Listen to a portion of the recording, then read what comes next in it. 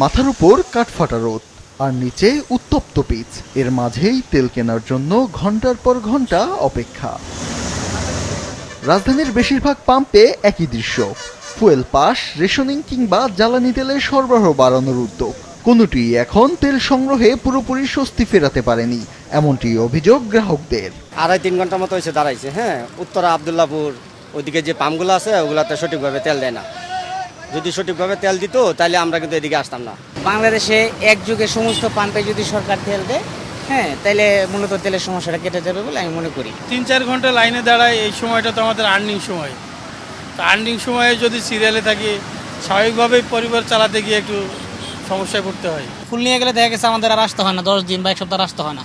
ভেঙে ভেঙে দিলে দেখা গেছে 2-3 দিন পর পর আবার লাইনে আসে, এই হ্যারাসমেন্টটা হচ্ছে। এত সংখ্যা, কিভাবে সংখ্যাটা দূর হইব আল্লাহ জানে।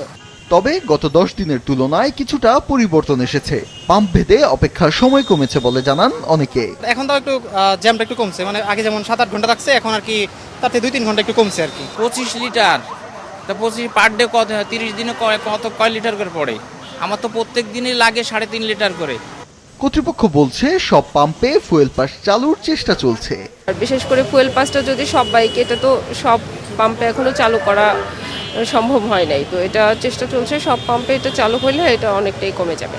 পাম্প মালিকরা জানান বন্ধ সব পাম্প চালু এবং বাইকের মতো গাড়িগুলোকেও ফুয়েল পাসের আওতায় আনা গেলে কমবে যানবাহনের চাপ, সড়কেও থাকবে না এ কারণে যানজট।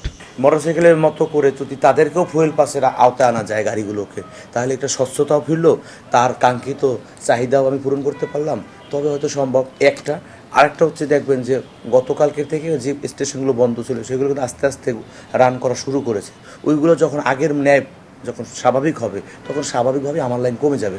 জ্বালানি তেল সংগ্রহে দীর্ঘ লাইন কেবল সময়ের অপচয় নয়, বরং সাধারণ মানুষের জীবনযাত্রার ব্যয়ে ফেলছে নেতিবাচক প্রভাব। দ্রুত এ সংকট কাটিয়ে ওঠার প্রত্যাশা সবার।